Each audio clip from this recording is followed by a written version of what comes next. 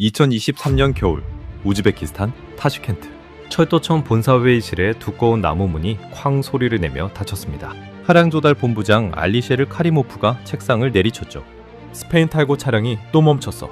모래먼지가 동력 장치를 다 갉아먹고 있다고.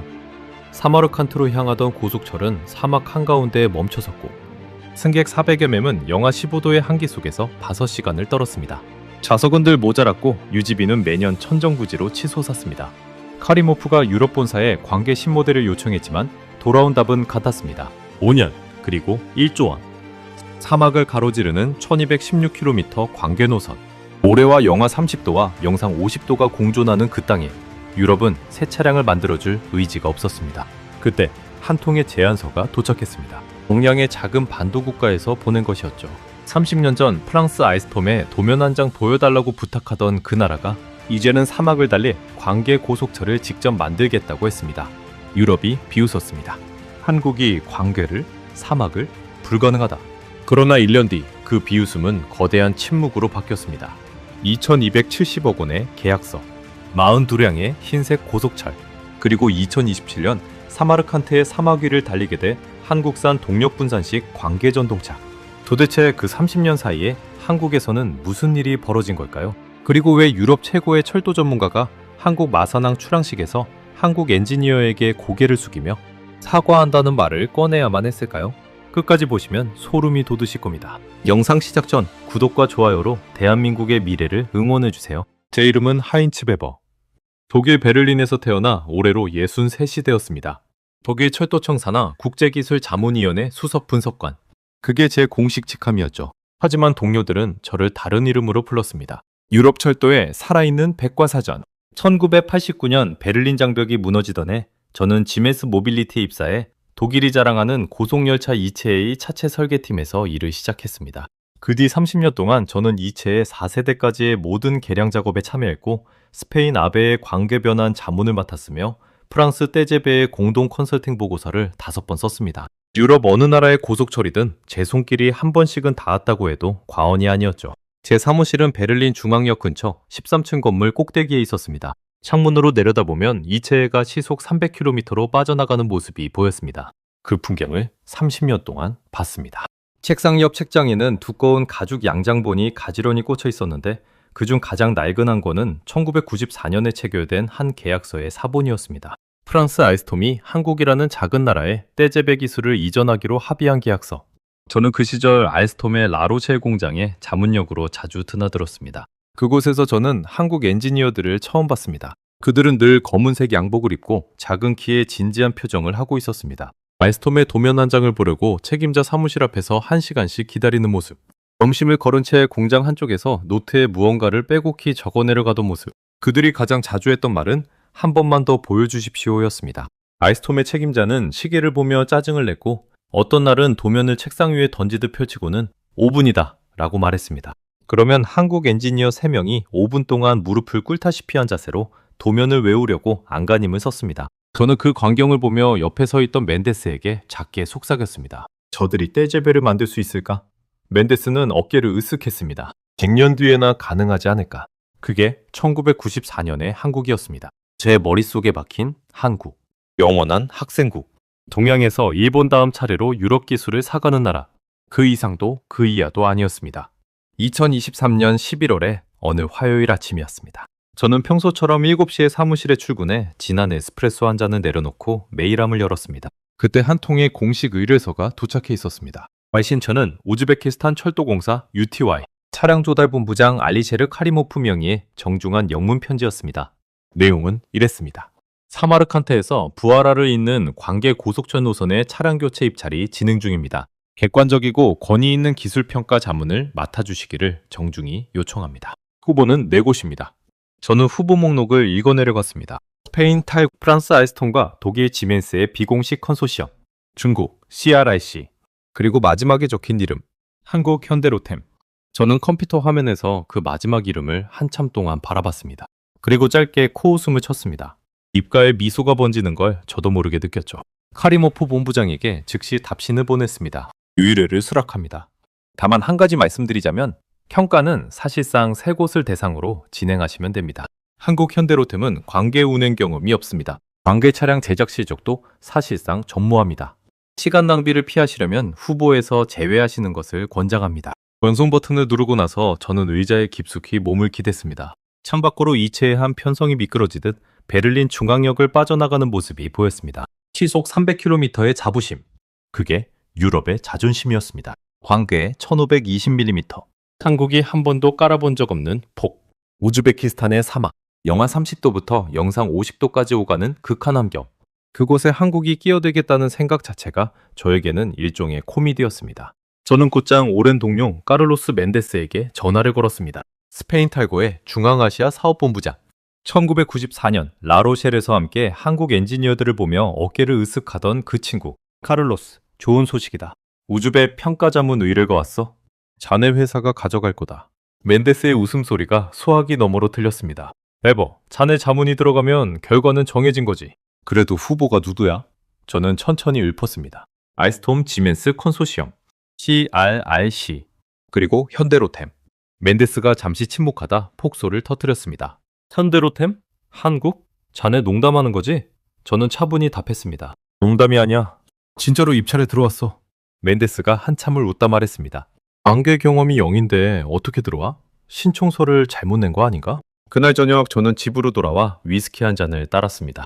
거실 책장에서 1994년 알스톰 계약서 사본을 꺼냈습니다. 누렇게 변색된 표지, 손으로 쓴 서명대. 한국 측 서명란에는 당시 한국 정부 관계자와 회사 임원들의 이름이 적혀 있었습니다. 그 옆에는 작은 글씨로 기술 도입대가 약 2,200억 원이라는 메모가 적혀 있었습니다. 저는 그 숫자를 손가락으로 짚으며 작게 중얼거렸습니다. 30년 전 너희는 2,200억 원을 내고 우리 기술을 사갔다. 그런데 이제 와서 관계 사망도선을 만들겠다고? 저는 술잔을 비우고 노트북을 열었습니다. 현대로템에 대한 사전조사를 시작했습니다. 한국 고속철 자체 모델인 KTX 3000, 그 뒤를 이은 KTX 이음, 최고 속도 시속 260km. 일단 속도는 합격선이었습니다. 그러나 실적은 전부 한국 국내, 표준계 1435mm에서만 운행. 관계 실적은 글자 그대로 0. 해외 수출 실적도 전동차 일부를 빼면 본격적인 고속철 차량 수출은 단 한 건도 없었습니다. 저는 안경을 벗고 눈을 비볐습니다. 이건 평가할 가치도 없는 수준이다. 그 순간만큼은 제 확신에 한 점의 의심도 없었습니다. 유럽 철도 30년 경력의 자존심. 관계 분야 유럽 최고 전문가라는 명성. 그리고 1994년 라로셸에서 본 그 굽실대던 한국 엔지니어들의 잔상. 이튿날 아침 저는 카리모프 본부장에게 두 번째 메일을 보냈습니다. 현장 평가 일정을 잡아주십시오. 12월 첫째 주에 타슈켄트로 출장 가겠습니다. 발표는 네 곳 모두 들어보겠지만 시간 배분은 탈고와 알스톰 지멘스 컨소시엄에 각각 1시간, CRRC에 40분, 현대로템에는 20분을 권장드립니다. 권장이라고 적었지만 사실상 통보였습니다. 그날 점심 저는 사무실 근처의 단골 비스트로에서 멘데스와 영상통화를 했습니다. 멘데스는 마드리드의 자기 사무실에서 와인잔을 들고 화면에 등장했습니다. 베버, 자네 정말 12월에 타슈켄트 가나? 가야지. 의뢰를 수락했으니까. 오는 길에 마드리드 들러서 한잔 하자고. 자네 덕에 우리 탈구가 또 한 건 따낼 테니까. 저는 웃으며 잔에 들었습니다. 걱정 마. 자네 탈구가 따낸다. 한국은 관계 경험이 0이야. 발표 10분만 들으면 결론 난다. 그렇게 저는 베를린에서 출발해 타슈켄트로 향하는 비행기에 올랐습니다. 좌석에 앉아 안전벨트를 매면서 저는 무릎 위에 펼친 평가 양식지를 한 번 더 훑어봤습니다. 4칸 중 3칸은 진지하게 검토할 칸. 마지막 한 칸은 사실상 형식적으로 채워 넣을 칸. 그게 제가 비행기에 오를 때 가지고 있던 마음이었습니다. 비행기가 활주로를 미끄러져 나갔습니다. 창밖으로 베를린의 회색 하늘이 멀어졌습니다. 저는 좌석 등받이에 머리를 기대고 눈을 감았습니다. 이번 출장은 길어야 사흘. 우즈벡에서 평가를 마치고 곧장 마드리드로 가서 멘데스와 와인을 마시고 다음 주 월요일에는 베를린 사무실로 복귀해 보고서를 작성하면 끝나는 일정. 그게 제가 예상한 시나리오였습니다. 그러나 저는 그때 알지 못했습니다. 그 출장이 제 30년 경력 전체를 뒤흔드는 출장이 될 줄은. 그리고 타슈켄트 회의실에서 만나게 될 한 한국인 엔지니어가 제가 1994년 나로쉐 공장에서 본 그 굽실대던 청년들과 같은 회사 출신이라는 사실을 알게 될 줄은. 더 나아가 그 청년이 30년이 지난 지금 저에게 어떤 말을 하게 될 줄은. 그 순간에 저는 그저 비행기 창밖의 구름을 바라보며 한국이라는 작은 반도 국가에 대한 자신만만한 편견을 단단히 다지고 있을 뿐이었습니다. 2023년 12월 5일 화요일 오전 9시 우즈베키스탄 타슈켄트 철도공사 본사 7층 대회의실. 두꺼운 마호가니 원형 탁자가 회의실 중앙을 차지하고 있었고 그 주변으로 평가위원 12명과 자문관 4명이 자리를 잡았습니다. 천장에는 소비에트 시절에 설치된 거대한 샹들리에가 매달려 있었고 벽면에는 우즈베키스탄 철도망 지도가 길게 펼쳐져 있었죠. 사마르칸트에서 부하라로 다시 히바로 이어지는 1216km의 관계 노선이 붉은색 선으로 굵게 표시되어 있었습니다. 저는 카리모프 본부장 바로 옆자리에 앉았습니다. 자문관 명패에 하인츠 베버 독일 철도청이라고 적혀 있었죠. 카리모프 본부장은 50대 중반의 다부진 체구에 짧은 회색 머리를 한 사내였습니다. 그는 제 손을 잡으며 진중한 어조로 말했습니다. 베버 박사, 와주셔서 감사합니다. 오늘 결정이 우즈베키스탄 철도의 향후 30년을 좌우할 겁니다. 저는 살짝 미소를 지으며 답했습니다. 최선을 다해 객관적으로 평가하겠습니다. 객관이라는 단어를 발음하면서 제 마음속에는 이미 결론이 정해져 있었습니다. 발표 순서가 추첨으로 정해졌습니다. 첫 번째, 스페인 탈고. 두 번째, 프랑스 알스톰과 독일 지멘스 컨소시엄. 세 번째, 중국 CRRC. 네 번째, 한국 현대로템. 저는 속으로 흡족했습니다. 한국이 마지막이라니. 점심 직전이라 더 좋았죠. 어차피 결론은 첫 두 발표에서 나올 테니까. 오전 9시 30분 탈고의 발표가 시작됐습니다.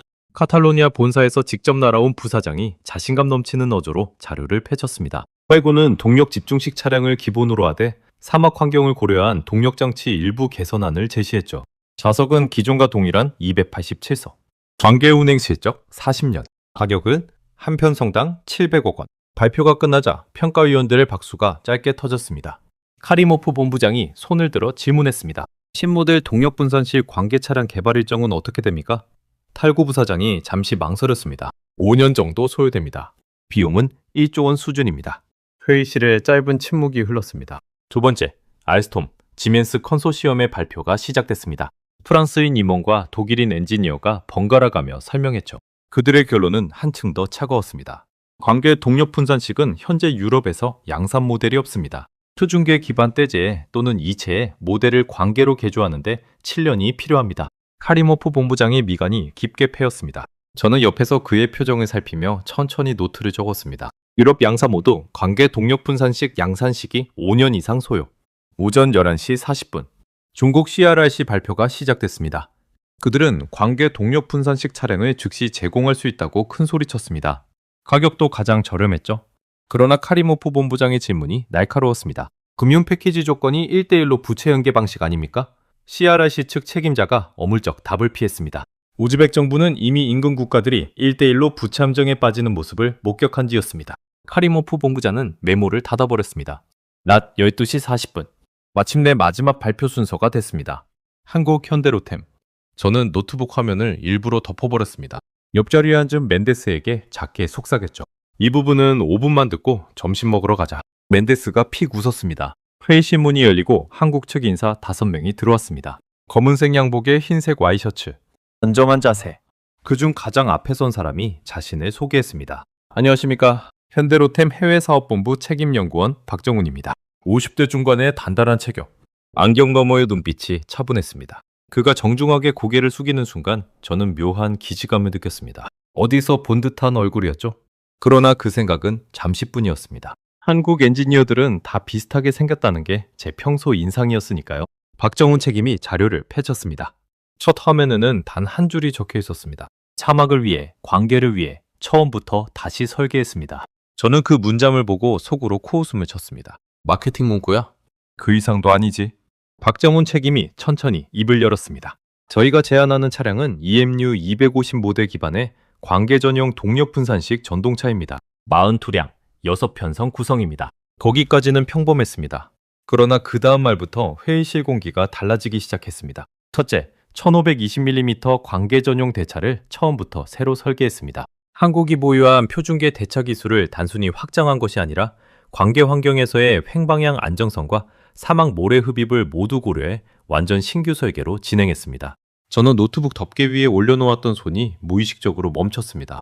관계 전용 대차를 새로 설계했다고? 한국이? 둘째, 사막 모래 흡입에 대비해 동력장치와 제동장치에 3중 방진 설계를 적용했습니다. 영하 30도부터 영상 50도까지 차체 변형 검증을 마쳤습니다.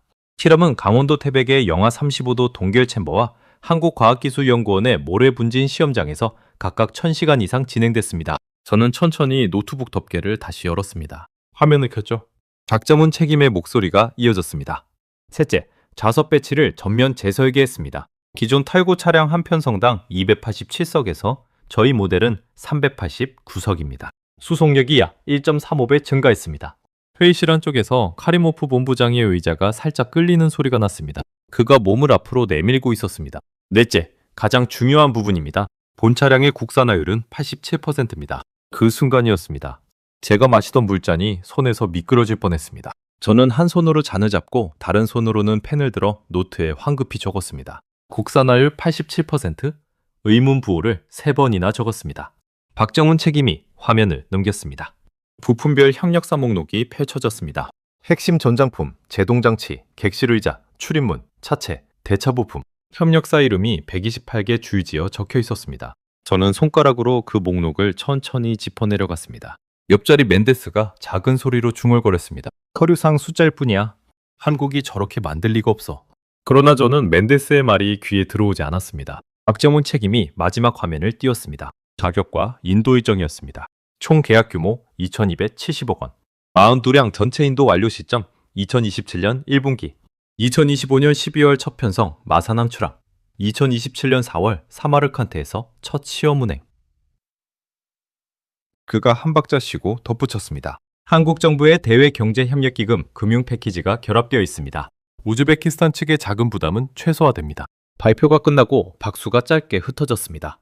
그러나 평소와는 다른 박수였습니다. 평가위원들의 손이 무겁게 움직였죠. 카리모프 본부장이 천천히 질문을 시작했습니다. 과책임, 한 가지 묻겠습니다.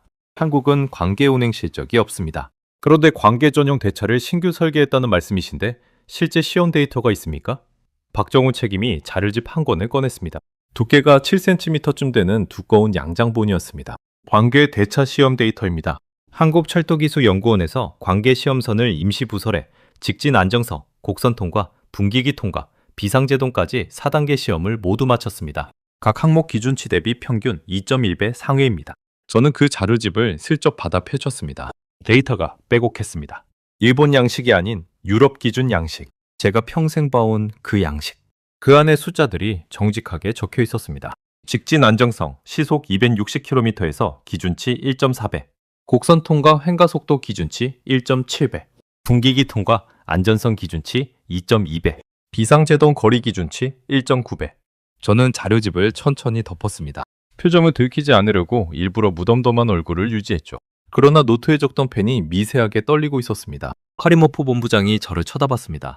베버 박사, 어떻게 보십니까? 회의실의 모든 시선이 저에게 쏠렸습니다. 저는 잠시 호흡을 가다듬고 차분한 어조로 답했습니다. 흥미로운 제안입니다. 다만 관계 운행 실적이 전무한 회사의 시험 데이터를 양산 차량 검증과 동일하게 인정하기는 어렵습니다. 추가 검증이 필요해 보입니다. 외교적인 답변이었습니다.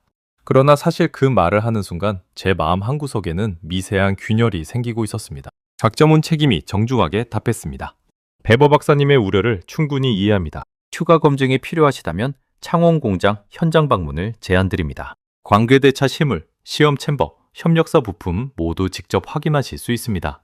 저는 잠시 침묵했습니다. 그리고 사무적인 어조로 답했죠. 검토해보겠습니다. 오후 1시 15분. 회의가 휴회됐습니다. 평가위원들이 자리에서 일어나 점심을 위해 회의실을 나섰습니다. 저도 자리에서 일어나 자료를 챙겼습니다. 회의실 출구 쪽으로 향하는데 멘데스가 제 팔을 붙잡고 끌어당겼습니다. 베버, 자네 표정이 왜 그래? 저는 짐짓 평정을 유지하며 답했습니다. 한국 발표가 길어져서 좀 피곤하군. 멘데스가 안도한 표정으로 어깨를 두드렸습니다. 그렇지, 어차피 한국은 떨어진다. 관계 실적이 없잖아. 자네가 보고서에 그렇게 써주기만 하면 돼. 저는 호텔로 돌아오는 차 안에서 창밖을 바라봤습니다. 타슈켄트의 차가운 12월 공기. 거리에는 소비에트 시절의 회색 건물들과 새로 지어진 현대식 호텔들이 뒤섞여 있었습니다. 그 어색한 풍경이 마치 지금의 제 마음 같았습니다. 30년 동안 굳건히 자리 잡았던 확신과 오늘 오후 2시간 사이에 생긴 작은 균열. 그 둘이 제 안에서 부딪히고 있었습니다. 호텔방으로 돌아와 저는 가방에서 박정훈 책임이 건네준 시험 자료집을 꺼냈습니다. 침대 위에 펼쳐놓고 처음부터 끝까지 정독했죠. 한 페이지, 한 페이지, 1시간, 2시간, 3시간. 어느새 창밖이 어두워졌습니다. 자료를 모두 읽고 나서 저는 멘데스에게 메시지를 보냈습니다. 한국은 떨어진다. 관계는 유럽의 영역이야. 전송 버튼을 눌렀습니다. 그러나 메시지를 보낸 뒤에도 마음 한구석은 묘하게 가라앉지 않았습니다. 2023년 12월 8일 금요일 새벽 5시 타슈켄트 인터컨티넨탈 호텔의 제 객실 전화벨이 요란하게 울렸습니다. 저는 깊은 잠에서 끌려 나와 더듬더듬 수화기를 들었습니다. 카리모프 본부장의 다급한 목소리가 들렸습니다. 베버 박사, 죄송합니다. 새벽이지만 긴급한 상황입니다. 사마르칸트 외곽 사막 구간에서 또 멈췄습니다. 저는 한 박자 늦게 정신을 차렸습니다. 탈고 차량이 또요? 예, 이번엔 동력장치 2개가 동시에 정지했습니다. 승객 390명이 영하 18도의 사막 한가운데 갇혀 있습니다. 저는 침대에서 벌떡 일어났습니다. 시계를 보니 5분도 채 지나지 않았는데 카리모프 본부장이 다시 말을 이었습니다. 지금 구조열차가 출발했지만 도착까지 4시간 거리입니다. 베버 박사, 같이 현장으로 가주실 수 있겠습니까? 객관적인 시각이 필요합니다. 저는 망설임 없이 답했습니다. 가겠습니다. 오전 6시 40분. 우즈벡 철도공사 전용 차량을 타고 우리는 타슈켄트에서 사마르칸트 방향으로 출발했습니다. 도로 양쪽으로는 끝없이 펼쳐진 사막. 새벽 추위에 차창에 성에가 끼었습니다. 카리모프 본부장은 운전석 옆자리에서 끊임없이 무전을 받고 있었습니다. 그의 무전기에서 우즈벡어로 빠른 보고가 쏟아져 나왔습니다. 옆자리에 앉은 통역관이 저에게 작게 속삭여줬습니다. 동력장치 1호기와 2호기 모두 모래 흡입으로 베어링 파손. 객실 난방도 동시에 정지. 노약자 승객 2명, 저체온증 의심 증상. 저는 손가락으로 좌석 손잡이를 꽉 쥐었습니다. 오전 10시 20분. 우리는 사고 현장에 도착했습니다. 사마르칸트에서 동쪽으로 120km 떨어진 사막 한가운데 흰색과 빨간색 줄무늬가 그려진 탈고 동력집중식 고속철이 광활한 모래평원 위에 무력하게 정지해 있었습니다. 한쪽으로 살짝 기운 듯한 자세였죠. 구조열차가 이미 도착해 승객들을 옮기고 있었고 의료진이 노약자 2명에게 산소호흡기를 씌우고 있었습니다. 저는 사고 차량의 동력장치 쪽으로 다가갔습니다. 우즈벡 철도공사의 기술 직원이 점검 패널을 열어줬습니다. 안쪽에서 모래알갱이가 우수수 쏟아졌습니다. 베어링 부위가 모래마찰로 시뻘겋게 변색되어 있었고 윤활유에 모래가 섞여 검은 진흙처럼 굳어 있었습니다. 저는 한참 동안 그 광경을 바라봤습니다. 카리모프 본부장이 제 옆에 와서 섰습니다. 그는 한참 말이 없다가 낮은 목소리로 입을 열었습니다. 베버 박사, 이게 올해 들어 7번째 정지입니다. 작년에는 4번이었습니다. 올해는 매년 늘어나는데 탈고는 매년 답이 없습니다. 저는 천천히 고개를 끄덕였습니다. 탈고의 신모델 요청은 하셨습니까? 5번 했습니다. 매번 같은 답이 돌아옵니다. 5년, 1조 원. 오전 11시 40분.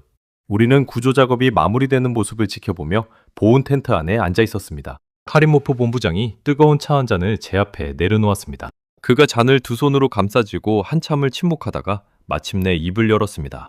베버 박사, 솔직히 말해주십시오. 한 가지만요. 저는 그를 똑바로 바라봤습니다. 말씀하시죠.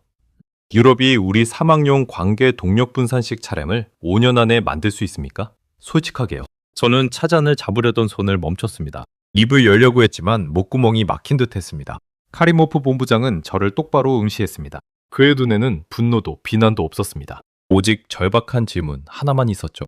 텐트 안 라디에이터의 낮은 소음이 유난히 크게 들렸습니다. 저는 차잔을 천천히 내려놓았습니다. 답을 알고 있었습니다. 답할 수 없었습니다. 유럽 어디에도 사막용 광계 동력 분산식 양산 모델이 없습니다. 알스톰, 지멘스, 봄바르디어, 탈고, 안살도 다 안 됩니다. 5년? 솔직히 7년도 빠듯합니다. 그걸 제 입으로 말하는 순간 제 30년 경력은 그 자리에서 무너집니다. 제가 평생 자랑해온 유럽 철도의 우월함이라는 신화도 함께 무너집니다. 저는 차잔을 응시한 채 작게 답했습니다. 검토가 필요한 사안입니다. 카리모프 본부장은 더 묻지 않았습니다. 그저 조용히 고개를 끄덕이고는 차를 한 모금 마셨습니다. 그 침묵이 어떤 비난보다 무거웠습니다. 오후 2시, 타슈켄트로 돌아오는 차 안. 창밖으로 멈춰선 탈고 차량이 점점 작아져 갔습니다. 저는 차 안에서 노트를 꺼내 한 줄을 적었습니다. 오늘은 평가가 아니라 현실 확인이었다. 그 한 줄을 적고 한참을 바라봤습니다. 펜을 든 손이 미세하게 떨렸습니다. 타슈켄트에 도착한 뒤 저는 호텔로 돌아가지 않고 곧장 우즈벡 철도공사 자료실로 향했습니다. 카리모프 본부장이 자료실 출입 허가를 내줬습니다. 저는 직원에게 부탁했습니다. 탈고 차량 최근 5년간 정지 사고 기록 전부, 그리고 알스톰과 지멘스의 광계 차량 개발 진척 보고서 모두 꺼내주십시오. 직원이 의아한 표정으로 자료를 꺼내왔습니다. 두꺼운 보고서 묶음이 책상 위에 쌓였습니다. 저는 그 자료들을 1시간, 2시간, 3시간을 들여 정독했습니다. 결과는 잔혹했습니다. 팔고는 지난 5년간 사막 구간에서만 32번 정지. 알스톰은 광계 동력 분산식 신모델 개발을 2022년부터 시작했지만 아직 설계 단계. 지멘스는 광계 사업 자체를 우선순위에서 뒤로 미룬 상태. 중국 CRRC는 차량은 즉시 공급 가능하나 부채 함정 우려로 우즈벡 정부가 거부. 그 어디에도 답이 없었습니다. 저는 자료를 덮고 한참을 의자에 등을 기댄 채 천장을 바라봤습니다. 자료실의 형광등 불빛이 유난히 차갑게 느껴졌습니다. 저녁 7시. 호텔방으로 돌아온 저는 가방에서 박정훈 책임이 사흘 전 건네준 한국 측 시험 자료집을 다시 꺼냈습니다. 처음 받았을 때는 의심하며 들춰봤던 자료. 이번엔 진지하게 펼쳤습니다. 첫 페이지부터 한 줄도 빠뜨리지 않고 읽기 시작했죠. 룸서비스도 부르지 않았습니다. 새벽 2시까지 자료를 읽었습니다. 읽으면서 가장 놀란 부분은 광계대차 설계 도면이었습니다. 한국은 광계 운행 경험이 0이라고 했습니다. 그런데 도면을 보면 단순히 표준계 대차를 폭만 늘린 것이 아니었습니다. 광계 환경에서의 횡방향 흔들림, 곡선 통과 시의 외측 휠마모, 둥기기 통과 시의 충격 분산까지 완전히 새로운 설계 철학으로 접근하고 있었습니다. 도면 한쪽에 작은 글씨로 적혀있는 설계 책임자 이름이 보였습니다. 밥정훈. 회의실에서 발표하던 그 사람. 저는 도면을 한참 동안 바라봤습니다. 한 가지 의문이 머릿속을 떠나지 않았습니다. 박정훈이라는 이 사람은 도대체 누구인가? 한국에서 광계대차를 한 번도 만들어 본 적이 없는데 어떻게 이 도면을 그렸는가? 어디서 이 노하우를 얻었는가? 그 의문은 저를 컴퓨터 앞으로 끌어당겼습니다. 저는 그의 이름과 현대 로템을 검색해봤습니다. 영문양력이 떴습니다. 한국 카이스트 기계공학 박사. 현대 로템 입사 연도 1994년. 입사 후 첫 파견지 프랑스 라로쉐 알스톰 공장. 저는 그 줄을 보고 숨을 멈췄습니다. 1994년 라로쉐 알스톰. 제가 자문관으로 그곳을 드나들던 바로 그 시기. 제가 한국 엔지니어들을 보며 어깨를 으쓱하던 바로 그 공장. 도면 한 장 보려고 1시간씩 기다리던 그 청년들. 점심을 거른 채 노트에 빼곡히 메모하던 그 모습들. 그중 한 사람이 박정훈이었습니다. 저는 천천히 의자에 등을 기댔습니다. 손이 떨렸습니다. 머릿속에서 1994년 나로쉐 공장의 풍경과 사흘 전 타슈켄트 회의실의 풍경이 겹쳐졌습니다. 무릎을 꿇다시피 도면을 들여다보던 청년. 정중하고 차분한 어조로 광계대차 신규 설계를 설명하던 책임자. 같은 사람이었습니다. 같은 사람이 30년의 간격을 두고 두 장면에 등장한 것입니다. 새벽 3시. 저는 자리에서 일어나 창가로 다가갔습니다. 타슈켄트의 새벽거리는 텅 비어 있었습니다. 가로등 불빛 아래로 차가운 바람이 모래를 흩날리고 있었죠. 저는 창문에 이마를 갖다 댔습니다. 차가운 유리의 감촉이 뜨거워진 머릿속을 식혀줬습니다. 저는 멘데스에게 보냈던 사흘 전의 메시지를 떠올렸습니다. 한국은 떨어진다. 광계는 유럽의 영역이야. 그 메시지가 부끄러웠습니다. 그러나 더 부끄러운 것은 제가 30년 동안 한국이라는 나라를 단 한 번도 진지하게 들여다본 적이 없었다는 사실이었습니다. 이튿날 아침 저는 카리모프 본부장에게 짧은 메시지를 보냈습니다. 한국 측의 현장 검증 방문 일정 요청해 주십시오. 창원 공장 직접 보고 싶습니다. 잠시 후 답신이 왔습니다. 베버 박사, 직접 가시겠다는 겁니까? 저는 답했습니다. 예. 제 두 눈으로 확인해야 평가가 가능합니다. 그리고 한 줄을 더 적었습니다. 이번 평가는 가볍게 시작했지만 가볍게 끝낼 수 있는 평가가 아닌 것 같습니다. 전송 버튼을 누르고 저는 침대에 걸터 앉았습니다. 머릿속에는 박정훈이라는 이름이 떠나지 않았습니다. 그리고 한 가지 질문이 계속 맴돌았습니다. 도면 한 장을 보려고 1시간을 기다리던 청년이 30년 뒤 광계대차를 처음부터 새로 설계하는 책임자가 되기까지 그 사이 그는 도대체 어떤 길을 걸어온 것일까? 그 답을 찾으려면 저는 한국으로 가야 했습니다. 2023년 12월 14일 목요일 오후 2시 40분 인천국제공항. 입국장 자동문이 열리자 한국의 차가운 겨울 공기가 얼굴을 때렸습니다.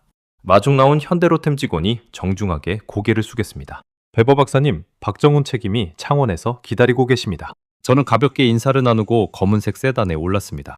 인천에서 창원까지 약 400km. 차창 밖으로 한국의 고속도로가 미끄러지듯 흘러갔습니다. 차 안에서 저는 한 가지를 결심했습니다.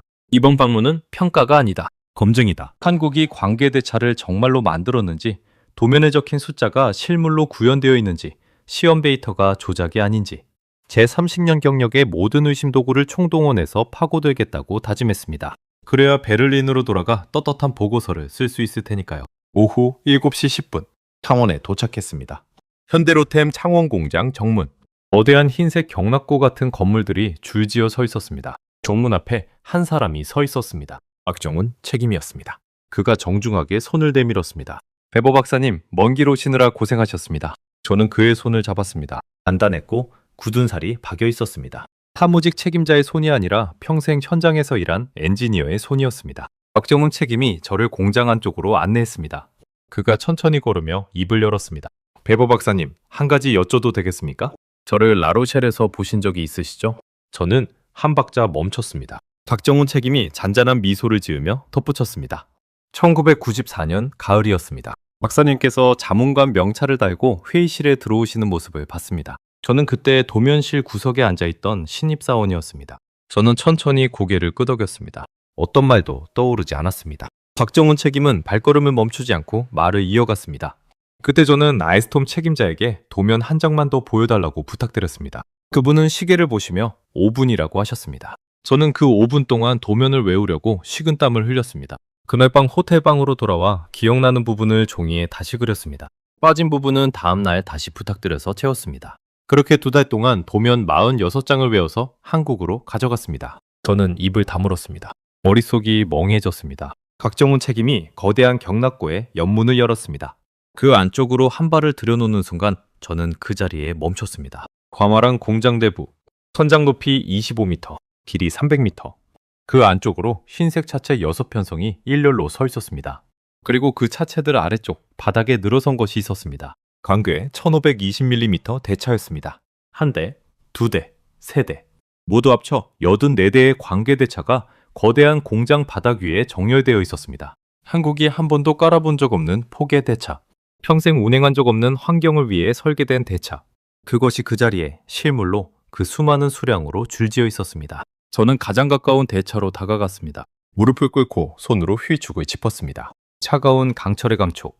표면 가공이 거울처럼 매끄러웠습니다. 저는 그 휘축을 따라 손가락을 미끄러뜨려 보았습니다. 한 점의 굴곡도 느껴지지 않았습니다. 옆으로 옮겨 베어링 박스를 살폈습니다. 3중 방진 구조. 모래 흡입 차단을 위한 2중 차폐막. 영하 40도 환경에서도 윤활유가 응고되지 않는 합성유 사용. 모든 것이 도면대로였습니다. 아니, 도면보다 정밀했습니다. 박정훈 책임이 옆에 와서 무릎을 꿇었습니다. 관계 대차는 처음입니다. 그래서 처음부터 다시 했습니다. 저는 고개를 들어 그의 얼굴을 봤습니다. 처음부터라는 말이 어떤 뜻입니까? 표준계 대차를 단순히 폭만 늘리지 않았다는 뜻입니다. 관계 환경에서의 횡방향 진동, 곡선 통과 시의 외측 휠 마모, 사막모래의 흡입 경로, 영하 30도에서의 강제 수축. 이 4가지 변수를 처음부터 새로 계산해서 설계 철학을 다시 세웠습니다. 저는 자리에서 일어나 차체 안쪽으로 올라갔습니다. 객실 내부도 완성 상태였습니다. 좌석 389석이 가지런히 배열되어 있었고 의자 등받이에는 작은 상표가 붙어 있었습니다. 배원 강업. 저는 다음 칸으로 옮겨 출입문을 살폈습니다. 인터콘 시스템스. 또 다음 칸으로 가서 제동 패널을 열어봤습니다. 유진기공. 차체 곳곳에 협력사 이름이 적혀 있었습니다. 일본 부품도, 독일 부품도, 프랑스 부품도 보이지 않았습니다. 박정훈 책임이 노트북을 펼쳤습니다. 부품 목록이 화면에 떴습니다. 총 부품 수 약 27,000개. 그중 국산화 비율 87%. 핵심 전장품과 제동장치는 92%입니다. 협력사는 총 128개사입니다. 그가 화면을 넘기자 협연사 지도가 펼쳐졌습니다. 한국 전국에 흩어진 128개 점들이 거미줄처럼 연결되어 있었습니다. 경기 안산, 충북 청주, 경남 김해, 부산 사하, 광주 광산. 작은 중소기업부터 중견기업까지 각자 한 가지 부품을 평생을 걸쳐 갈고 닦아온 회사들이었습니다. 저는 그 지도를 한참 동안 바라봤습니다. 1994년 라로셸에서 박정훈 책임이 도면 한 장을 외우려고 식은땀을 흘리던 그 시각, 한국의 어느 작은 도시에서는 누군가가 베어링 한 개를 깎고 있었을 것입니다. 누군가는 출입문 잠금 장치 하나를 설계하고 있었을 것입니다. 누군가는 객실 의자 1,001조각을 짜고 있었을 것입니다. 30년 동안 그 128개의 회사가 각자의 자리에서 한 가지씩을 만들어 왔던 것입니다. 그리고 그 모든 것이 지금 이 거대한 공장에 모여 관계 사막용 동력 분산식 전동차 한 편성으로 결합되고 있었습니다. 밤 11시 40분. 박정훈 책임이 저를 시험동으로 안내했습니다. 공장 동쪽 끝 별도의 거대한 건물이 있었습니다. 출입문을 열자 차가운 공기가 얼굴을 때렸습니다. 영하 25도의 동결 시험 챔버. 그 안쪽으로 관계 대릿 하나가 시험대에 올라가 있었고 모터가 작동하며 휠을 회전시키고 있었습니다. 외벽에 부착된 계기판이 표시하고 있었습니다. 챔버 내부 온도 영하 32도, 회전 속도 시속 230km 환산, 누적 회전 시간 740시간. 저는 계기판 앞에 한참을 서 있었습니다. 박정훈 책임이 다음 시험동으로 안내했습니다. 모래 분진 시험장. 거대한 밀폐 챔버 안에 시험용 동력 장치가 들어가 있었고 송풍기가 모래알갱이를 초당 4kg의 속도로 분사하고 있었습니다. 카리모프 본부장이 사고 현장에서 보여줬던 그 모래, 탈고 베어링을 시뻘겋게 변색시켰던 그 모래, 같은 종류의 모래가 한국 동력 장치를 향해 끊임없이 쏟아지고 있었습니다. 그러나 한국 동력 장치는 멈추지 않았습니다. 누적 노출 시간 1200시간, 베어링 마모도 기준치의 18%, 기준치가 100%인데 18%. 저는 그 숫자 앞에서 한참을 침묵했습니다. 박정훈 책임이 옆에서 차분히 말했습니다. 기준치 대비 5.5배의 여유 마진입니다. 카리모프 본부장께 약속드린 2270억 원 계약을 위해서 저희가 자체적으로 설정한 마진입니다. 저는 천천히 그를 돌아봤습니다. 왜 그렇게까지 마진을 둡니까? 기준치만 통과해도 되지 않습니까? 박정훈 책임이 잠시 침묵하다 답했습니다. 한국이 관계운행 실적이 0이기 때문입니다. 실적이 없는 회사가 신뢰를 얻으려면 기준치를 2배, 3배로 넘어야 합니다. 그것이 저희가 해야 할 일입니다. 새벽 1시 20분. 저는 시험동을 나와 차가운 공장 마당에 섰습니다. 머리 위로 12월의 밤하늘이 검게 펼쳐져 있었고 멀리 마산항의 불빛이 보였습니다. 한 달 뒤면 그 항구에서 흰색 차체가 화물선에 실려 사막을 향해 떠날 것입니다. 저는 박정훈 책임에게 한 가지를 더 물었습니다. 이 모든 것에 들어간 비용이 얼마나 됩니까?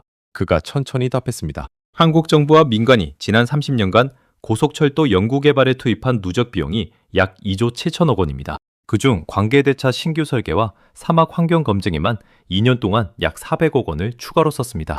저는 그 숫자를 머릿속에서 굴려봤습니다. 2조 7천억 원, 단일 계약 2270억 원, 회수율은 약 8%에 불과했습니다. 2270억 원은 투자한 비용에 비하면 너무 적지 않습니까? 박정훈 책임이 살짝 웃었습니다. 맞습니다. 이 계약 하나로 본전을 회수하는 것은 불가능합니다. 그러나 이 계약 하나로 관계 시장에 처음 진입합니다. 그 뒤로 인도네시아 자카르타에서 수라바야 노선이 4조 원, 이집트 카이로 외곽 노선이 3조 원, 필리핀 마닐라 광역 노선이 1조 5천억 원, 타이완 종단 노선이 1조 원, 호주까지 합쳐서 약 9조 5천억 원의 후속 파이프라인이 한국을 검토하고 있습니다. 우즈베키스탄 한 건이 그 모든 것의 첫 단추입니다. 저는 그 자리에 멈춰 섰습니다. 9조 5천억 원. 그 숫자가 머릿속에서 종소리처럼 울렸습니다. 유럽의 누구도 보지 못한 시장. 유럽이 비웃으며 한국에게 넘긴 작은 이찰 하나가 사실은 거대한 도미노의 첩회였던 것입니다. 그리고 그 첩회를 한국이 직접 세우고 있었습니다. 저는 박정훈 책임을 돌아봤습니다. 그의 얼굴에는 자랑도, 자만도, 흥분도 없었습니다. 그저 차분한 책임자의 얼굴이 있었습니다. 보면 한 장을 외우려고 식은땀을 흘리던 청년이 30년을 거쳐 도착한 자리. 그 자리에서 그는 자랑하지 않았습니다. 자랑할 필요가 없었기 때문입니다. 저는 무의식적으로 그에게 한 발 다가갔습니다. 입이 떨어지지 않았습니다. 머릿속에서 한 문장이 떠올랐지만 그것을 입 밖으로 꺼내는 데에 평생의 자존심을 모두 내려놓아야 했습니다. 저는 천천히 그 문장을 발음했습니다. 이건 우리가 만든 이체해보다 우즈벡 환경에는 더 잘 맞습니다. 박정훈 책임이 잠시 저를 바라보다가 정중하게 답했습니다. 그렇게 말씀해 주셔서 감사합니다. 새벽 2시 40분. 저는 숙소로 돌아와 침대에 걸터 앉았습니다. 다리에 힘이 풀려 한참을 일어나지 못했습니다. 멘데스에게 사흘 전 보냈던 메시지가 휴대전화 화면에 그대로 남아있었습니다. 한국은 떨어진다. 관계는 유럽의 영역이야. 저는 그 메시지를 한참 동안 바라봤습니다. 그리고 새 메시지 창을 열었습니다. 손가락이 키보드 위에서 한참을 머뭇거렸습니다. 마침내 한 줄을 적었습니다. 카를로스, 자네가 받아들이기 힘들겠지만 나는 보고서에 한국을 적을 거다. 전송 버튼 위에 손가락이 멈췄습니다. 그 한 줄을 보내는 순간 제 30년 경력의 어떤 부분이 영원히 무너진다는 것을 저는 알고 있었습니다. 그러나 더 이상 미룰 수 없었습니다. 저는 전송 버튼을 눌렀습니다. 2023년 12월 17일 일요일 오전 11시 40분. 베를린 태계공항. 저는 짐가방 하나를 끌고 입국장에 나섰습니다. 한국에서 비행기를 타고 12시간을 날아온 직후였습니다. 머릿속은 여전히 창원 공장의 거대한 경납고 풍경으로 가득 차 있었죠. 관계대차 84대, 탐력사 128개, 모래분진 시험장의 송풍기 소리, 그리고 박정훈 책임의 차분한 목소리. 집으로 돌아와 짐을 풀지도 않은 채 저는 곧장 서재로 들어갔습니다. 책장에서 1994년 알스톰 계약서 사본을 꺼냈습니다. 누렇게 변색된 표지. 그 옆에는 제가 평생 모아온 유럽 고속철 기술 백서 40여 권이 가지런히 꽂혀 있었습니다. 저는 그 책장 앞에 한참을 서 있었습니다. 손가락으로 책 등을 하나하나 짚어봤습니다. 떼제베 백서, 니체의 백서, 아베 백서, 펜돌리노 백서, 평생을 바쳐 모아온 유럽의 자부심. 그러나 그 어느 책에도 관계 사막용 동력 분산식이라는 단어는 적혀 있지 않았습니다. 오후 2시, 저는 노트북을 열고 보고서 작성을 시작했습니다. 제목을 입력했습니다. 우즈베키스탄 타슈켄트, 사마르칸트, 부하라 관계 노선, 차량 교체 입찰 기술평가 보고서. 작성자란에 제 이름을 적었습니다. 하인츠 베버. 그리고 결론란에 가장 먼저 채웠습니다. 본 자문관은 한국 현대로템의 EMU 250 관계 전용 동력 분산식 전동차를 본 입찰의 단독 적격 차량으로 권고함. 그 한 문장을 적고 저는 한참 동안 화면을 바라봤습니다. 손가락이 자판 위에서 가만히 있었습니다. 30년 동안 단 한 번도 적어본 적 없는 문장. 유럽 자문관이 비유럽 차량을 단독 권고하는 보고서. 이 보고서가 베를린 본부로 들어가는 순간 제 사무실 문 앞에는 동료들의 발길이 줄어들 것입니다. 마드리드와 파리에서 걸려오던 자문 의뢰도 끊길 것입니다. 그러나 제 손가락은 멈추지 않았습니다.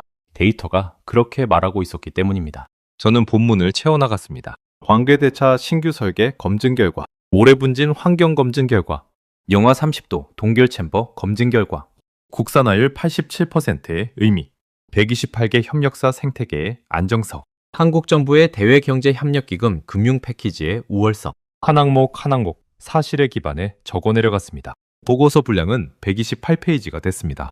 저녁 7시 20분. 저는 보고서를 인쇄해 책상 위에 올려놓았습니다. 그리고 멘데스에게 전화를 걸었습니다. 마드리드의 그의 사무실에서 전화를 받았습니다. 베버, 전에 메시지 받았다. 진심인가? 진심이다. 멘데스의 목소리가 한 옥타브 올라갔습니다. 베버, 자네 미쳤어? 30년 동료를 배신할 거야? 자네 보고서 하나로 우리 탈고가 무너진다. 우리 회사 직원 4,000명이 자네 때문에 길거리에 나앉을 수도 있어. 저는 전화기를 귀에 댄 채 창밖을 바라봤습니다. 베를린의 어두운 겨울거리. 가로등 불빛이 차갑게 흩어지고 있었습니다. 카를로스, 친구야. 너희 탈고는 관계 동력 분산식 신모델 개발에 5년이 걸린다고 했지? 한국은 이미 만들었다. 그것도 42량을. 마산항 출항이 한 달 뒤다. 데이터가 그렇게 말한다. 멘데스가 한참을 침묵하다 낮은 목소리로 말했습니다. 자네, 라로쉐를 잊었어? 우리가 그때 한국 친구들 보고 뭐라고 했는지 기억나지? 100년 뒤에나 가능하다고. 그런데 자네는 지금 그 한국에게 표를 던지겠다는 거잖아? 저는 잠시 눈을 감았습니다. 카를로스, 라로쉐를 잊지 않았다. 그래서 보고서를 쓰고 있는 거다. 우리가 그때 100년 뒤라고 했는데 그들은 30년 만에 해냈다. 그게 사실이다. 사실을 외면하면 우리는 엔지니어가 아니라 거짓말쟁이가 된다. 전화기 너머에서 멘데스의 거친 숨소리가 들렸습니다. 그가 마지막으로 한마디를 던지고 전화를 끊었습니다. 자네 후회할 거다. 오후 8시 40분. 전화를 끊고 한참을 의자에 앉아 있었습니다. 그때 휴대전화가 다시 울렸습니다. 모르는 번호.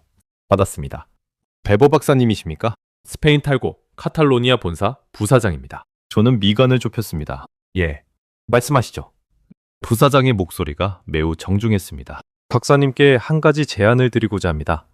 저희 탈고가 한국 현대로템과 공동 컨소시엄을 구성하려고 합니다. 박사님께서 한국 측에 연결만 해주시면 박사님께 자문 수수료로 100만 유로를 약속드리겠습니다. 박사님 보고서에는 한국과 탈고 공동 권고로 적어주시면 됩니다. 저는 그 자리에 굳었습니다. 머릿속에서 한 가지 그림이 떠올랐습니다. 탈고가 한국과 공동 이름을 올리면 우즈벡 측은 유럽 브랜드의 안전망을 얻은 셈이 되고 탈고는 무너지지 않은 채 시장에 남게 됩니다. 그리고 저는 100만 유로를 챙기게 됩니다. 누이 좋고 매부 좋은 그림. 그러나 저는 그 그림이 가진 단 하나의 거짓을 보고 있었습니다. 한국이 혼자 만든 차량에 유럽 이름을 빌려주는 것. 그것은 사실이 아니었습니다. 저는 차분히 답했습니다. 부사장님, 죄송하지만 그 제안은 받지 않겠습니다. 한국이 단독으로 만든 차량입니다. 보고서에 단독으로 적겠습니다. 부사장의 목소리가 차갑게 변했습니다. 베버 박사님, 박사님께서 그렇게 적으시면 박사님의 향후 유럽 내 활동에 적자는 어려움이 있으실 겁니다. 저는 한 박자 침묵한 뒤 답했습니다. 협박은 받지 않습니다. 제 보고서는 데이터에 따릅니다. 그뿐입니다. 그리고 전화를 끊었습니다. 같은 시각, 한국 측에는 더 노골적인 제안이 들어가고 있었습니다. 며칠 뒤 박정훈 책임이 저에게 한 통의 메시지를 보냈습니다. 베버 박사님, 어제 탈고와 알스톰 양사가 동시에 컨소시엄을 제안해왔습니다. 거절했습니다. 저는 답신을 적었습니다. 거절 이유를 여쭤도 되겠습니까? 잠시 후 답이 왔습니다. 30년 전 저희가 도면 한 장 보여달라고 부탁드렸을 때 그분들은 거절하셨습니다. 그때 거절당했기 때문에 저희는 스스로 만들 수밖에 없었습니다. 이제 와서 함께 가자는 제안을 저희가 받아들일 이유가 없습니다. 저는 그 메시지를 한참 동안 바라봤습니다. 박장훈 책임의 목소리가 글자 너머로 들리는 듯 했습니다.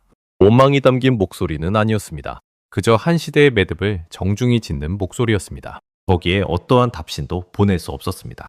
2024년 6월 14일 금요일 오후 3시 우즈베키스탄 타슈켄트 대통령궁. 우즈벡 대통령과 한국 정부 대표단이 마주 앉았습니다. 두 나라 정상이 펜을 들었습니다.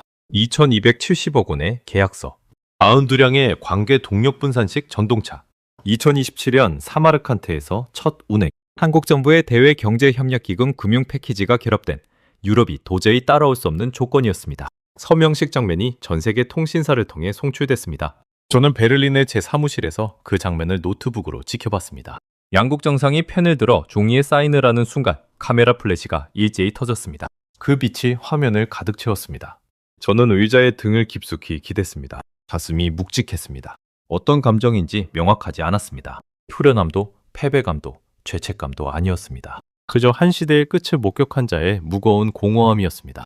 그날 저녁 7시 20분 멘데스에게서 한 줄의 메시지가 왔습니다. 끝났네. 그뿐이었습니다. 저는 답신을 보내지 않았습니다. 보낼 말이 없었습니다. 그날 밤 저는 서재에서 1994년 알스톰 계약서 사본을 다시 꺼냈습니다. 누렇게 변색된 표지, 손으로 쓴 서명대, 한국 측 서면란을 천천히 짚어봤습니다. 당시 한국 정부 관계자와 회사 임원의 이름들, 그 옆에는 작은 글씨로 적혀 있었습니다. 기술 도입대가 약 2,200억 원. 저는 그 숫자에 손가락을 멈췄습니다. 2,200억 원. 그리고 이번 우즈벡 계약 금액 2,270억 원. 거의 같은 액수였습니다. 30년의 간격을 두고 거의 같은 액수가 정반대 방향으로 흘렀습니다. 한 번은 한국이 유럽에게 냈고 한 번은 우즈벡이 한국에게 내고 있었습니다. 그 숫자의 의미를 한참 동안 곱씹었습니다. 30년 전 한국은 2,200억 원을 내고 떼제베 기술을 사갔습니다. 그 한 번의 거래가 한국이라는 나라에게는 시작이었습니다. 그 시작 위에서 한국은 KTX 산천을 만들었고 KTX 이음을 만들었고 이제 관계사망용 동력 분산식까지 만들었습니다. 30년 동안 누적 2조 7천억 원을 쏟아부었습니다. 그리고 이번 한 번의 계약으로 그 시작의 빚에 거의 같은 액수로 되돌려받았습니다. 우주의 어떤 균형 같았습니다. 저는 계약서 사본을 책상 위에 천천히 내려놓았습니다. 그리고 한참 동안 서랍을 바라봤습니다. 서랍 안에는 평생 보관해온 유럽 자부심의 흔적들이 들어있었습니다. 그 옆에 이 계약서를 함께 넣어야 할 시간이 다가오고 있다는 것을 저는 직감하고 있었습니다. 그러나 아직은 아니었습니다. 마지막 한 장면이 남아있었기 때문입니다. 며칠 뒤 카리모프 본부장에게서 메시지가 왔습니다. 베버 박사, 2025년 12월 10일 한국 마산항에서 첫 편성 출항식이 열립니다. 우즈베키스탄 경제부총리께서 직접 참석하십니다. 박사님께서도 함께 와주실 수 있겠습니까? 한국 측에서도 박사님의 참석을 환영한다는 의사를 전해왔습니다. 저는 그 메시지를 한참 동안 바라봤습니다. 그리고 천천히 답신을 적었습니다. 가겠습니다. 전송 버튼을 누르는 순간 가슴 깊은 곳에서 한 가지 감정이 천천히 떠올랐습니다. 그것은 패배도, 부끄러움도, 회한도 아니었습니다. 그것은 한 엔지니어가 또 다른 엔지니어에게 정중히 자리를 양보하는 마음, 그리고 그 자리가 정당하게 양보되어야 한다는 깊은 존중의 마음이었습니다. 저는 1년 반 뒤 마산항에서 그 자리를 양보하는 첫 번째 사람이 되어야 한다고 결심했습니다. 2025년 12월 12일 수요일 오전 10시 20분 경상남도 마산항 제4부두. 차가운 겨울 바닷바람이 부두를 휩쓸고 있었습니다. 머리 위로 거대한 하이어 크레인 3대가 우뚝 솟아 있었고 그 아래쪽 부두에는 흰색 차체 7량이 일렬로 정렬되어 있었습니다. 햇빛을 받은 차체 옆면이 은빛으로 반짝였습니다. 우즈베키스탄으로 떠나는 첫 편성 EMU 250 관계 전용 동력 분산식 전동차의 첫 7량이었습니다. 부두 한쪽에 임시로 마련된 출항식 단상 위에는 한국 국토교통부 장관과 우즈베키스탄 경제부총리가 나란히 앉아 있었습니다. 그 뒤로 현대로템 임원진과 128개 협력사 대표들이 자리를 채웠습니다. 저는 웹인석 가장 끝자리에 앉아 있었습니다. 베를린에서 비행기로 12시간을 날아온 직후였습니다. 가슴에는 검은색 정장에 작은 자문관 명찰이 달려 있었죠. 오전 11시 출항식이 시작됐습니다. 반복되필 짧은 연설이 이어졌습니다. 그러나 저는 연설 내용이 거의 귀에 들어오지 않았습니다. 제 시선은 부두 끝에 흰색 차체에 고정되어 있었습니다. 한 양, 두 양, 7양. 그 차체들 안에는 한국 128개 협력사가 30년 동안 갈고 닦아온 부품 2만 7천 개가 들어있었습니다. 그것들이 곧 거대한 화물선에 실려 광활한 인도양과 카스피해를 건너 사마르칸트의 사막 위를 달리게 될 것입니다. 오후 12시 40분. 식이 끝나고 참석자들이 부두 위에서 차체 가까이로 이동했습니다. 저는 한 발 한 발 천천히 다가갔습니다. 가까이에서 본 차체는 더 거대했습니다. 차체 옆면에 작은 글자가 새겨져 있었습니다. 현대로템 창원공장 제작. 2025년 11월 완성. 저는 손가락으로 그 글자 위를 살짝 짚어봤습니다. 차가운 강철의 감촉. 그 차가움 위에 30년의 시간이 응축되어 있었습니다. 그때 누군가가 옆에 와서 섰습니다. 박정훈 책임이었습니다. 그가 회색 정장에 짧은 검은색 외투를 거치고 차분하게 인사를 건넸습니다. 베버 박사님, 와주셔서 감사합니다. 저는 그를 돌아봤습니다. 2해 전 타슈켄트 회의실에서 처음 봤을 때보다 약간 더 야윈 듯한 얼굴이었습니다. 그러나 눈빛은 여전히 차분했습니다. 저는 그에게 한 발 더 다가갔습니다. 가슴이 빠르게 뛰었습니다. 평생 동안 단 한 번도 입 밖으로 꺼내본 적 없는 두 마디. 그 두 마디를 발음하기 위해 저는 호흡을 가다듬어야 했습니다. 천천히 손을 내밀었습니다. 박정훈 책임이 정중하게 제 손을 잡았습니다. 축하합니다. 그리고 사과드립니다. 박정훈 책임이 한 박자 저를 바라보다 답했습니다. 사과는 필요 없습니다. 박사님, 저는 그의 답을 듣고 잠시 입을 다물었습니다. 박정훈 책임이 차분히 말을 이어갔습니다. 30년 전 알스톰이 저희에게 도면 한 장 보여주기를 거절하셨던 그 시간이 있었기 때문에 저희가 여기까지 왔습니다. 그때 친절했다면 오늘이 없었을 겁니다. 그러니 사과하실 일이 아닙니다. 저희가 오히려 감사해야 할 일입니다. 그 한마디가 제 가슴 한가운데를 지나갔습니다. 부두 위 차가운 바람 속에서 저는 한참을 그 자리에 서 있었습니다. 박정훈 책임이 살짝 고개를 숙여 인사하고는 다른 참석자들에게로 자리를 옮겼습니다. 저는 그의 뒷모습을 바라봤습니다. 1994년 라로첼에서 도면을 외우려고 식은땀을 흐리던 그 청년의 뒷모습이 30년의 시간을 가로질러 그 자리에 겹쳐 보였습니다. 오후 2시 10분. 거대한 하역 크레인이 천천히 움직였습니다. 첫 번째, 차체가 공중으로 들어올려졌습니다. 흰색 강철 덩어리가 부두 위 10m 높이로 천천히 솟구쳤다가 화물선 가판 위로 부드럽게 내려앉았습니다. 그 순간 부두에 모인 협력사 대표들 사이에서 짧은 박수가 터졌습니다. 어떤 분은 손수건을 꺼내 눈가를 닦았습니다. 저는 그 광경을 외빈석에서 조용히 지켜봤습니다. 한 양 한 양, 7량이 모두 화물선에 실리는데 약 2시간이 걸렸습니다. 마지막 차량이 가판에 내려앉는 순간 부두 위로 우즈벡 국가와 한국 애국가가 차례로 흘러나왔습니다. 화물선이 출항 준비를 마치고 부두에서 천천히 멀어지기 시작했습니다. 마산항 입구의 등대를 지나 남해의 잔잔한 수평선을 향해 흰색 차체를 실은 그 거대한 배가 점점 작아져 갔습니다. 오후 5시 40분. 저는 마산항을 떠나 김해공항으로 향하는 차 안에서 휴대전화를 꺼냈습니다. 멘데스에게 한 줄의 메시지를 보냈습니다. 오늘 출항했다. 잘 다녀가. 잠시 후 밥이었습니다. 고생했네 친구야. 한 줄. 그뿐이었습니다. 그러나 그 한 줄 안에 우리 두 사람이 함께 보낸 30년이 담겨 있었습니다. 2026년 4월 16일 금요일 오전 9시 40분. 우즈베키스탄 사마르칸트역. 그날 저는 베를린의 제 사무실에 앉아 있었습니다. 책상 위 노트북 화면에는 사마르칸트역의 실시간 중계 영상이 떠 있었습니다. 흰색 차체가 옆 플랫폼에 정차해 있었습니다. 그날은 우즈벡에서의 첫 시험 운행 날이었습니다. 카리모프 본부장이 차량 옆에 서서 우즈벡 대통령에게 차체를 소개하고 있었습니다. 대통령이 차량 안으로 올라탔습니다. 운전실 옆에 자리를 잡고 출발 신호를 보냈습니다. 흰색 차체가 천천히 그러나 단단하게 움직이기 시작했습니다. 시속 40km, 100km, 150km, 200km, 250km. 사마르칸트 외곽 사막 구간으로 진입했습니다. 카메라가 차창 밖을 잡았습니다. 끝없이 펼쳐진 누런 모래 평원. 그 위를 흰색 한국산 광계 동력분산식 전동차가 미끄러지듯 달리고 있었습니다. 2회 전 같은 자리에서 탈고 차량이 모래에 동력장치를 막힌 채 멈춰서 있던 그 사막. 그 사막 위를 한국 차량이 단 한 번의 흔들림도 없이 가로지르고 있었습니다. 저는 영상을 한참 동안 바라봤습니다. 노트북 화면 옆에 놓인 작은 사진 액자가 보였습니다. 1994년 라로셸 알스톰 공장 앞에서 제가 동료들과 함께 찍은 사진이었습니다. 그 사진 속 제 얼굴에는 자부심이 가득 차 있었습니다. 그 시절의 저, 한국이 영원한 학생국이라고 믿었던 저는 자리에서 일어났습니다. 서재로 들어가 책장에서 1994년 알스톰 계약서 사본을 꺼냈습니다. 누렇게 변색된 표지.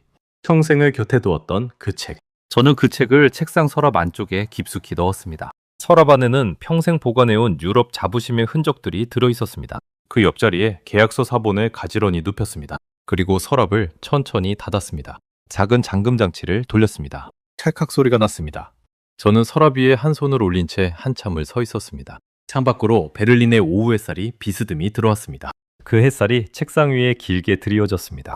이제 저 서랍은 다시 열 일이 없을 것입니다. 한 시대가 그 서랍 안에서 조용히 잠들었고 또 다른 시대가 사마르칸트의 사막 위를 시속 250km로 달리고 있었습니다. 같은 시각 한국에는 또 다른 소식들이 줄지어 도착하고 있었습니다. 인도네시아 자카르타 수라바야 노선 4조 원, 이집트 카이로 외곽 노선 3조 원, 필리핀 마닐라 광역 노선 1조 5천억 원, 타이완 종단 노선 1조 원, 호주 시드니 광역 노선 합산 약 9조 5천억 원의 후속 파이프라인이 한국 앞에 줄을 섰습니다.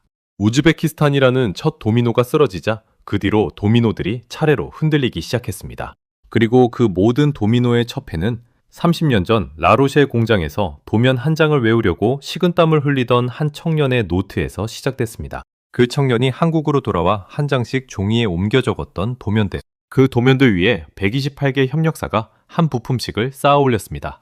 30년 동안 누구도 알아주지 않는 시간 속에서 한국의 위대함은 거대한 한 사람의 천재성에서 오지 않았습니다. 그것은 128개 회사가 각자의 자리에서 한 부품을 갈고 닦아온 30년의 누적에서 왔습니다. 그것은 도면 한 장을 위해 굽시대던 신입사원이 30년 뒤 관계대차를 처음부터 새로 설계하는 책임자가 되기까지의 인내에서 왔습니다. 그것은 거절당했던 자가 거절했던 자에게 원망을 돌려주는 대신 묵묵히 자기 길을 걸어가는 품격에서 왔습니다. 베를린의 제 사무실 창밖으로 또 한 대의 이체해가 시속 300km로 미끄러져 갔습니다. 저는 그 모습을 바라보며 작게 미소 지었습니다. 이체해는 여전히 위대합니다. 그러나 이제 이체해만 위대한 시대는 끝났습니다. 사마르칸트의 사막 위를 흰색 광괴 동력분산식 전동차가 달리는 시대가 시작됐습니다. 그리고 그 차량의 옆면에는 작은 글자가 새겨져 있습니다. 현대로템 창원공장 제작. 저는 다음 시간에도 전 세계를 놀라게 할 대한민국의 이야기로 다시 찾아뵙겠습니다. 감사합니다.